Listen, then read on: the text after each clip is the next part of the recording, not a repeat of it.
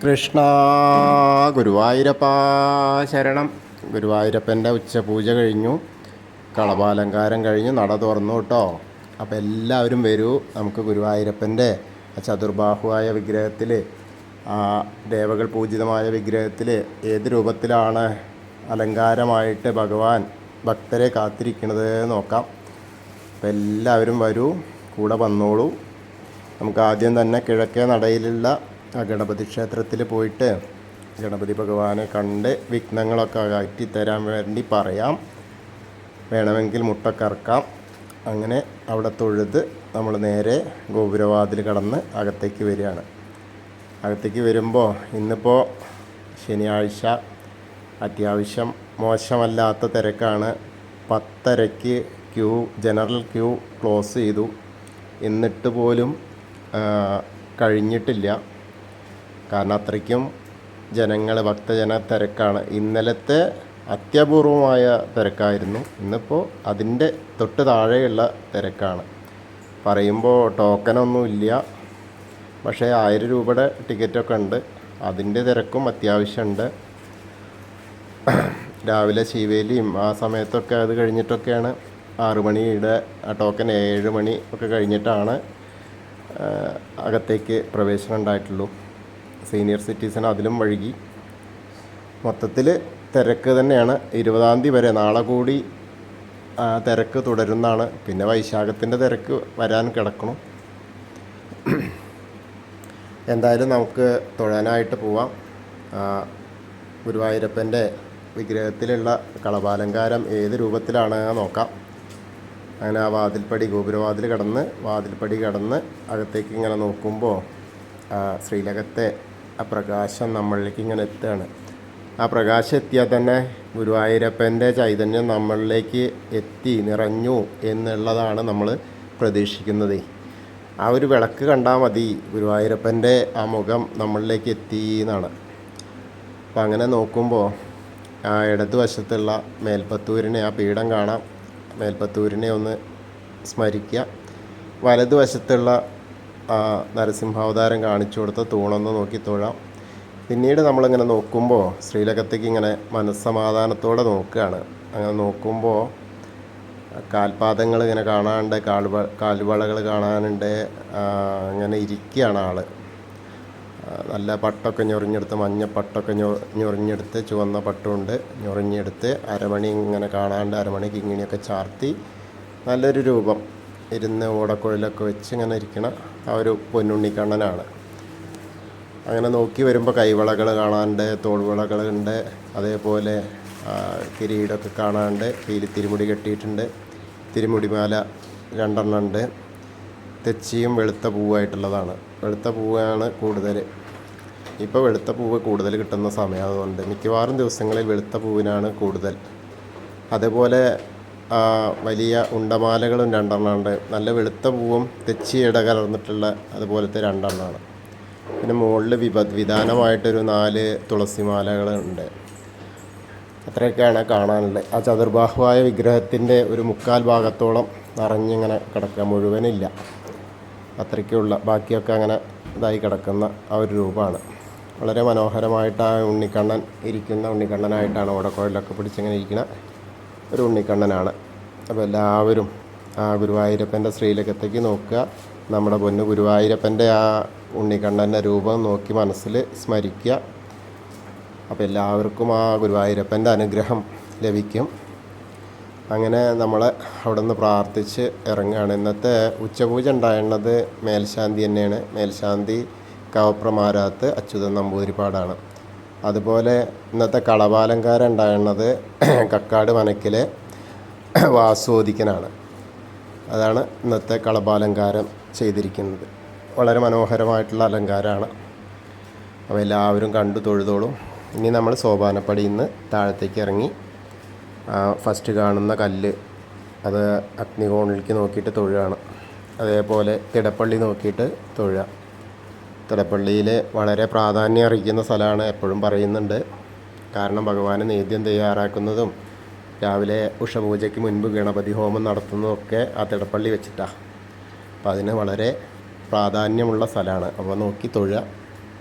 പിന്നെ ആഞ്ജനേയ ഭഗവാന്റെയൊക്കെ സാന്നിധ്യം അവിടെയാണ്, തിടപ്പള്ളിയിലാണ് ഉള്ളത് എന്നാണ് പറയണത്. അത് കഴിഞ്ഞാൽ നേരെ ആ ചുമരിൻ്റെ മുകളിലേക്ക് ഒന്ന് നോക്കിയാൽ ലീലക്കണ്ണനെ വരച്ചത് കാണാം. പിന്നീട് സപ്തമാതാക്കളെ കണ്ടു തൊഴാം. അങ്ങനെ കണ്ടു തൊഴുത് വീണ്ടും നമ്മൾ ചെറിയ ഗണപതിനെ കണ്ട് ആ ഗണപതിനെ അലങ്കാരമൊക്കെ കണ്ടു തൊഴുക. ഏകദന്തം മഹാകായം തപ്തകാഞ്ചന സന്ദീപം ലംബോദരം വിശാലാക്ഷം വന്ദേഹം ഗണനായകം. അത് കഴിഞ്ഞ് സരസ്വതി ദേവീനെ ആ സരസ്വതി അറയിലേക്ക് നോക്കിയിട്ട് തൊഴുക. സരസ്വതി നമസ്തുഭ്യം വരദേ കാമരൂപിണി വിദ്യാരംഭം കരിഷ്യാമി സിദ്ധിർഭവതു മേ സദാ.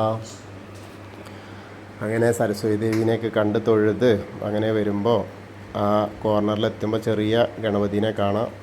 കണ്ട് തൊഴുക, തൊട്ട് തലോടാം. അത് കഴിഞ്ഞാൽ മത്സ്യം, കൂർമ്മം, വരാഹം, നരസിംഹം വരെയുള്ള രൂപങ്ങൾ കാണാം. അതൊക്കെ കണ്ട് തൊഴുത് നേരെ വരിക.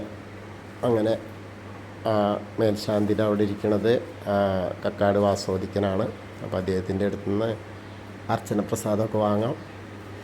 അതിനുശേഷം നേരെയുള്ള വാമനാവതാരം കാണാം. പിന്നെ ഗജേന്ദ്രമോക്ഷം കാണാം. അതേപോലെ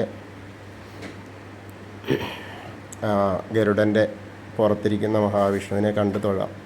പിന്നീട് അനന്തശായിയായ അനന്തപത്മനാഭനെ കണ്ടു തൊഴാം. അവിടെയൊക്കെ നിറയെ മാലകൾ കൊണ്ട് മുകളിലിങ്ങനെ വിധാനമായിട്ട് അലങ്കരിച്ചിരിക്കുന്നുണ്ട്.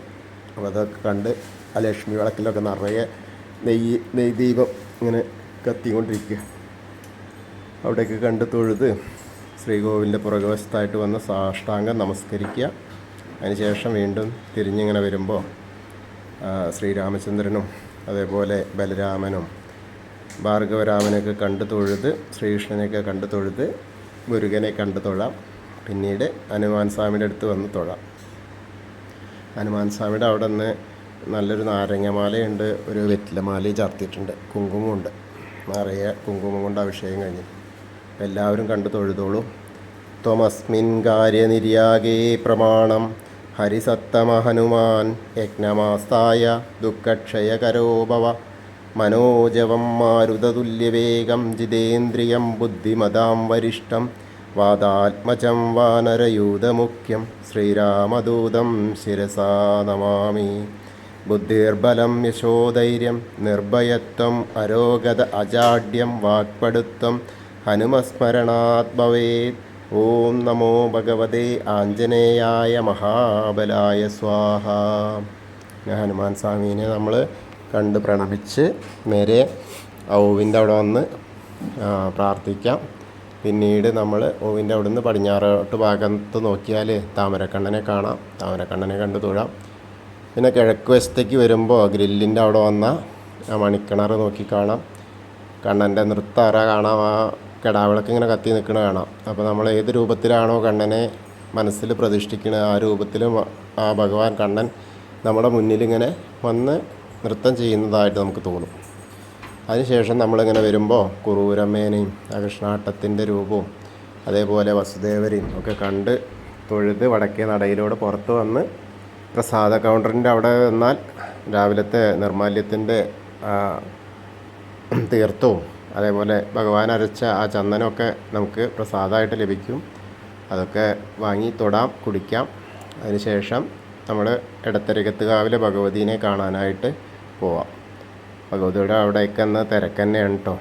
അങ്ങനെ വരുമ്പോൾ ഭഗവതീനെ അവിടെ വരുമ്പോൾ അത്യാവശ്യം നല്ല തിരക്കാണ്. അങ്ങനെ നോക്കി വരുമ്പോൾ അധികം മേക്കപ്പൊന്നും ആയിട്ടില്ല. അങ്ങനെ വിധാനമായിട്ടൊക്കെ വരണേ ഉള്ളൂ. പട്ടൊക്കെ ചുറ്റി വരണേ ഉള്ളൂ.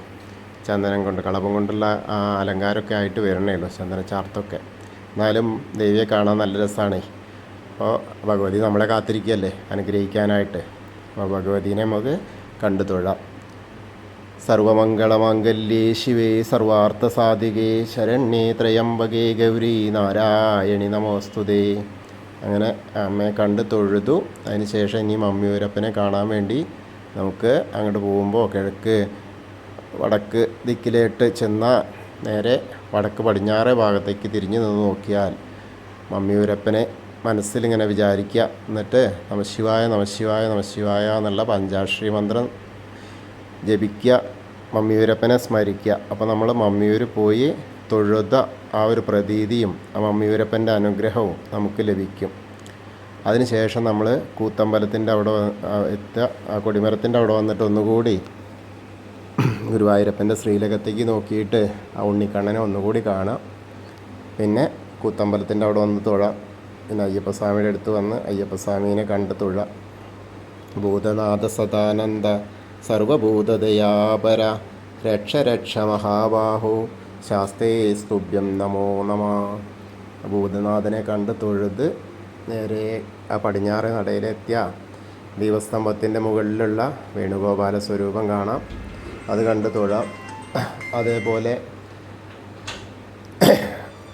കുറച്ചിങ്ങോട്ട് പിറകിലോട്ട് ഇറങ്ങി നിന്നാൽ ആ കൊടിമരത്തിൻ്റെ മുകളിലുള്ള ഗരുഡധ്വജനെ കണ്ട് തൊഴാം. അപ്പോൾ എല്ലാവരും ഗുരുവായൂരപ്പൻ്റെ ഉച്ചപൂജയും കളഭാലങ്കാരമൊക്കെ കണ്ട് തൊഴുതു. അപ്പോൾ എല്ലാവർക്കും ഗുരുവായൂരപ്പൻ്റെ അനുഗ്രഹം ലഭിക്കും. കൃഷ്ണായ വാസുദേവായ ഹരേ പരമാത്മനെ പ്രണതക്ലേശനാശായ ഗോവിന്ദായ നമോ നമ. ഹരേ കൃഷ്ണ.